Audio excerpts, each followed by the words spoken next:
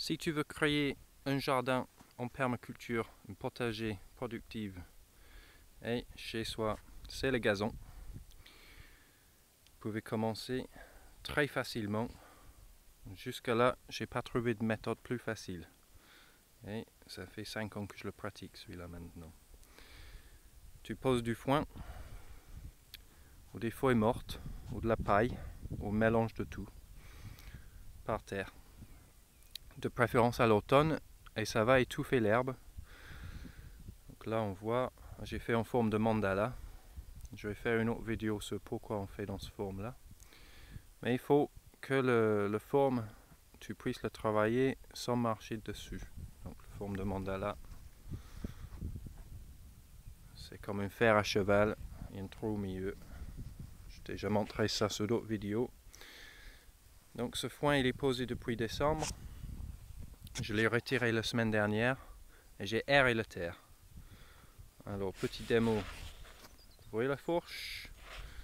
Alors la fourche on l'enfonce et on le tire. Et c'est tout. On bouge et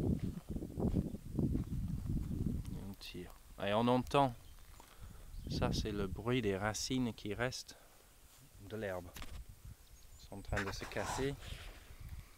Et là en dessous, il reste un peu d'herbe. J'ai mis du fumier. Sans fumier, les patates ne poussent pas. J'ai encore à voir le jardin où les patates poussent sans fumier. J'ai mis une brouette pour 3 à 4 mètres carrés. Donc sur ce planche là, ça fait 3 brouettes de fumier. J'ai mis bien étalé et j'ai remis le foin par dessous. Donc là on va faire ça. Et autour, avec ma fameuse terre de chantier, j'ai fait un filet de terre dans une vallée tout autour de la planche dans lequel je vais semer de lin. Le lin il fait office de barrière protectrice contre les doryphores. Pour ceux qui ne connaissent pas le doryphore, vous avez de la chance. Alors la pomme de terre, elle n'a pas besoin d'être dans la terre pour pousser. J'ai ouvert les trous dans le foin. Donc en voici un. Voilà, comme un petit nid d'oiseau. Jusqu'au fond. Et on voit pas trop, mais il reste de l'herbe. Je veux pas que l'herbe y pousse, donc un tout petit peu de foin par-dessus. Mais quand même, le petit nid d'oyer. Et là voilà, pomme de terre. Là-dedans. La patate est dans son trou. Vous le voyez. Et un peu de foin par-dessus. Alors maintenant, on fait rien. On n'arrose pas, on ne désherbe pas. Les pommes de terre vont sortir d'eux-mêmes. Et une fois qu'ils sont sortis, l'herbe autour de toutes ces planches, elle aura poussé aussi.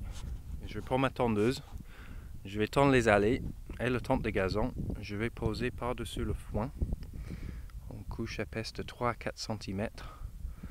Juste laissant les têtes des pommes de terre, les fans, les feuilles sorties.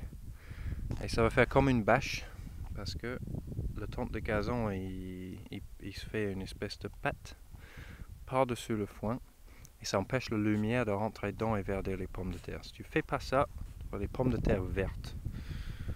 Alors, c'est tout ce que j'ai à vous montrer aujourd'hui. Mais là, pour faire ça, ce mandala, pour 1 heure du temps, si on est bien organisé, si on a une bonne ressource de foin. Voilà, là les bottes de foin pourries,